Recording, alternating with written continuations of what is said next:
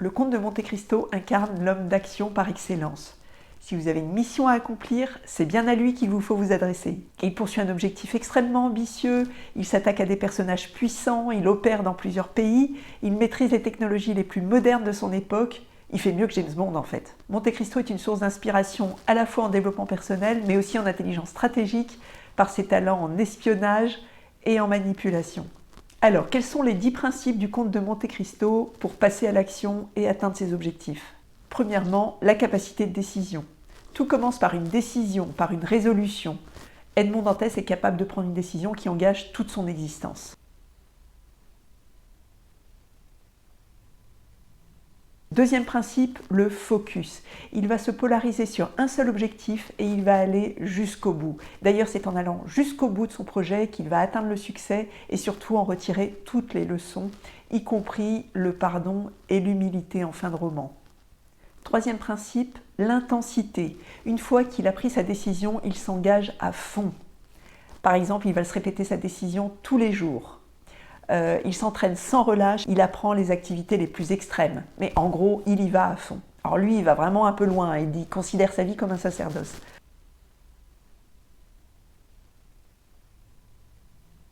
Quatrième principe, le pouvoir de l'épreuve. Dans le conte de Monte Cristo, les personnages ne se réalisent que par la souffrance et par les épreuves. C'est dans l'adversité qu'ils prennent toute leur dimension. L'abbé Faria, par exemple, reconnaît lui-même qu'il ne serait pas devenu ce qu'il était devenu sans ces années de détention. Edmond Dantès, enfermé au château d'If, va devenir le comte de Monte Cristo. Sans ces épreuves, il serait probablement resté un homme ordinaire. Mercédès devient l'une des plus grandes dames de Paris, alors qu'elle n'était qu'une jeune fille inculte. C'est comme si le malheur et la pression de devoir s'en sortir poussaient les personnages à se transcender.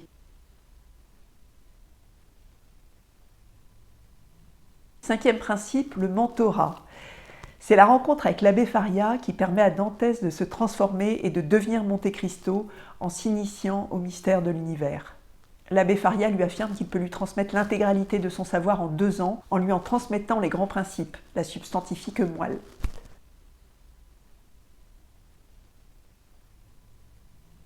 Sixième principe, la loyauté. On retrouve cette intensité de Dantès également dans ses relations. C'est quelqu'un de pur, de loyal, de fidèle au-delà de la mort et même au-delà de la trahison.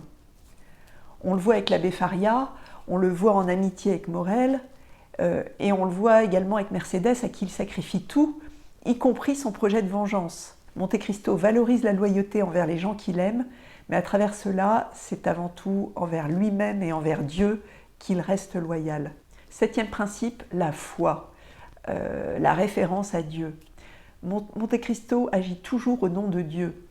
Sa puissance lui vient de Dieu. Et d'ailleurs, il l'interroge en permanence, il interroge les circonstances et il demande à être confirmé dans ses projets. Il vit au-delà des lois. Il semble apatride et ne relever d'aucune nationalité. Grâce à sa fortune, il se considère comme au-dessus des lois et il ne croit plus en la justice humaine. En fait, il considère qu'il n'a de compte à rendre qu'à sa conscience et à Dieu. Neuvième principe, talent d'espionnage et d'intelligence économique. Un article du blog Le Portail de l'IE montre comment le roman Le Comte de Monte Cristo est aussi une véritable leçon d'intelligence économique et stratégique. Monte Cristo agit comme un véritable maître de l'espionnage et de la manipulation. Il s'appuie sur un réseau d'agents comme Bertuccio pour recueillir des renseignements clés. Il adopte plusieurs identités pour infiltrer les cercles de ses ennemis et collecter discrètement d'informations. Il influence les marchés financiers en diffusant de fausses informations pour provoquer la chute du banquier Danglars. Son pouvoir ne repose pas seulement sur la richesse, mais sur une stratégie fine et surtout long terme. Dixième principe, style de vie. Monte Cristo est un nomade avant l'heure. Il voyage librement, selon ses propres règles et il ne s'impose aucune contrainte en dehors de sa mission. Détail lifestyle, il pratique la morning routine. Donc voilà les grandes leçons que j'ai retirées de ce roman, hyper inspirantes pour atteindre ses objectifs. Et vous alors, quel est le personnage du roman qui vous a le plus inspiré? Quelles leçons en retenez-vous? N'hésitez pas à partager en commentaire.